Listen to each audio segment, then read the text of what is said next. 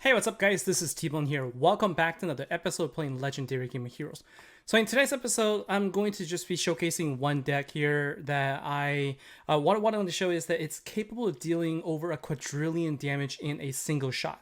All right, there's multiple variations out there, but this is the one that was shared by Fiery Ratty Altera, and I found that this was easier to accomplish. Now, it's still hard. It's still very inconsistent, but at least I was able to do this more than once with this setup. And so if we take a look at the team here, this team consists of High Performance Unit Area, Clandestine Clan, Blitzkrieg Beast. This is the card that's going to be the main damage dealer because it gets boosted for the Immortal Killer by High Performance Unit Area.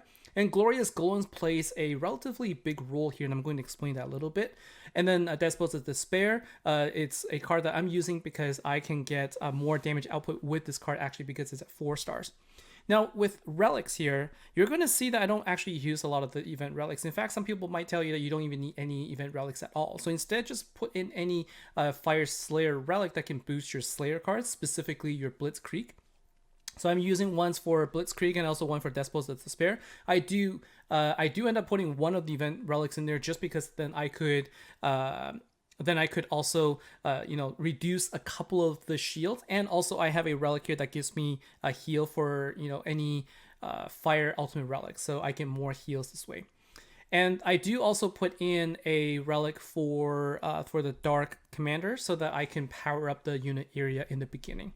Now I'm going to tell you this setup, even if you have it, it's going to be really difficult to accomplish the high damage. And this has been sort of the topic all week. And finally, we were able to sort of discern some ways of getting it, and I was able to capture on video. And so I wanted to share that with you. So I'm going to give you a pre-recorded video. I tried this a lot. I did this many times, tried it many times to try and get there. And I was able to capture a couple times. So let's go ahead and take a look. We're going to break it down in video. So the first thing you want to do on turn 1 is it's critical to match enough fire gems so that you can power up your fire cards. Because if you don't, it's going to be really difficult in the following turns to power it up because you're going to get a lot of dark gems that will override it. Now, to play area, you want to activate it only when the counter of the boss goes to 1, so you want to activate before you get hit. And you want to try and minimize the number of dark gems that you match to, because you want more dark power gems on the board. Now, take a look. I actually have this in a specific order where I activate 2 fire cards, then the golems, and then Despot. You activate the golems in the middle so that you can spread out the dark power gems around, and they could also power up and upgrade some of the existing power gems out there. That's what you want to do. You want to try and activate your power gems so that you can upgrade some of them. Right now, our first attack was a little over 300 trillion, which is good, but not quite at the 1 quadrillion that we're looking for. So we're going to try this again. Now with this deck, what's nice is you can do this every 4 turns. So you can activate the same sequence every 4 turns. So we're going to activate area again, and see here I'm only matching just 3 cards. I'm three gems. I'm trying to minimize the number of dark gem matches.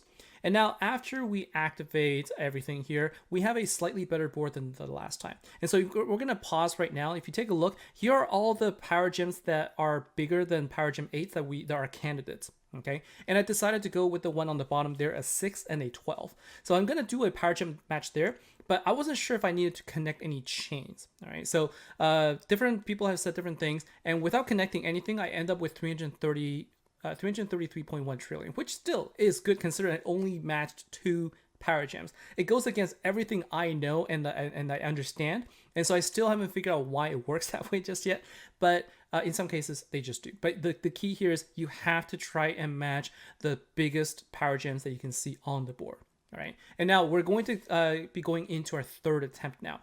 So with the 3rd attempt here, what you're going to see here is there are some visual indicators that tell you that the power gems have been upgraded to above power gem 4. Again, there's more here as we activate our Despots of Despair. So that tells you sort of like visually where you want to focus on too. So now if we take a look at this board, we have a 15 by 6, and we have a 12 by 10, and we have a 12 by 13.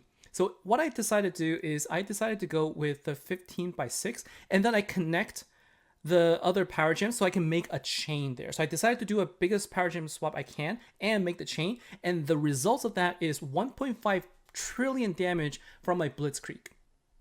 And now let's take a look at another instance where I was able to replicate over 1 trillion damage. And we're just going to jump right to the activation. We're going to examine the board once again. So after activating in this order again, like you're trying to spread out the dark gems. And take a look here. We have a 13 times 10. This is the one that's the biggest. And then I noticed that there's a 13 dark and a 6 fire. So that's what I do. I decide to do the swap of the 2 largest ones, and I connect the chain of the 13 and 6. But I forgot about the one on the bottom I highlighted there. But the output is still the same. I was still able to get 1.3 trillion damage with that shot there. So now let's take this freeze frame and let's examine it one more time as to how I managed to get 1.3 trillion damage on this board. So what would have normally made sense would have been for us to try and connect as many of the gems as possible and do a bunch of swaps. You might want to try and make some swaps on the bottom right corner, or you might want to try and do a swap on the top corner. But I think the reality here is you want to have a mixture of power gems that you swap and connect in the chain, and also ones that end up getting consumed. So the best case scenario in this sort of off affinity board, what you want to do is you want to connect the 13 and the 10 red. That's definitely one that you want to do a power gem swap first. And then you want to try and look for opportunities where you can also do a swap of the dark gems. Now in this case, I'm swapping the 13 dark and the 6 red, or 6 fire, so that I could connect the chain. Okay, so I can make the 13x, then go kind of to the right with the 6, and then 11 and continue on, while also taking advantage of connecting the dark gems. I believe with that combination where you do the big power gem swap and also a little bit of a connection, and when it consumes the rest of the power gems that's on the board, all of those multipliers are also getting added to it. All right. And I think the reason this works is because as you go up to 8 and 10 and 12 and so forth, those power gems, their multipliers, they're exponential. Whereas the power gems 1 through 4, they are sort of, they're very meaningless at this point. Like if you just do a regular swap with those power gems, you're not going to get the kind of power output. So the key here is always look for the biggest power gems you can and use those flashing lights that I showed earlier as an indicator as where they appear, and then do the power gem swap there. Give that a try and see if that helps increase your damage. So now what I'm going to do is I'm just going to showcase the event team as well, because I've showcased a team that basically only uses the ultimate form as a support card. But if you wanted to use the full event deck here, that is a ultimate form. I had the Shiny Master Collection as well, and then I put in Despot of Despair as my 5th card. You can really choose any card you want. But I would say that this deck is pretty easy to use, and in fact it does give you pretty consistent damage. Now the team I showed earlier, even though it has the ability to deal a ton of damage, but overall, you're still sort of dealing with the variability of the damage output, and sometimes you could end up getting no damage. Right? You can basically, come up with like maybe 20 trillion damage for your single card, and that might take you a long time to get through. And with this particular deck, what's nice is every 3 turns you'll be able to activate, and you don't need to worry about weaken at all, even though there is no dispel for weaken. And that is because the passive ability where it dispels everything after getting a Gem Crush, that takes place first before, for example, the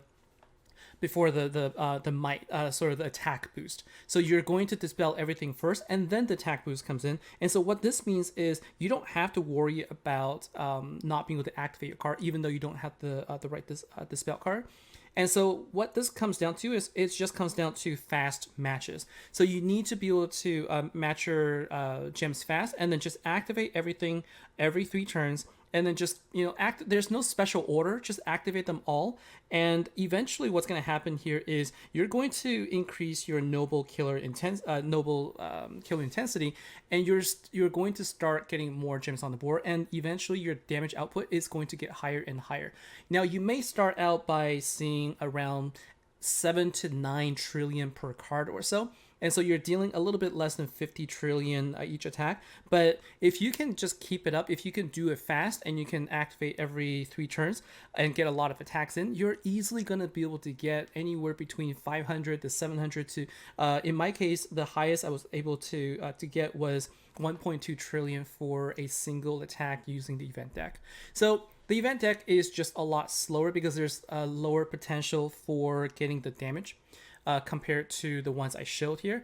But if you're going to use the event deck, if you don't have any of the other cards I showed, this deck still can work. And I like that it's simple. I like that it has everything you need. And, you know, it might feel weaker, but that's just because they've boosted the health of the bosses to a ridiculous level. All right. And so my recommendation here is if you are still sitting on coins and you are able to get the ultimate form for this event, I would say just go for it and play around and see if you can get some good damage boost. Now, this is the event to experiment and try. I think if you can, you know, get something good, that would be a really good step. Okay, and so that's gonna be it for me for this episode here. Look for me on Sunday. I plan to have a stream where I'm going to talk about the actual event itself, and then we will get together and discuss more things then. So thank you very much for watching, guys. Hope this has been helpful. Take care, and I'll see you next time.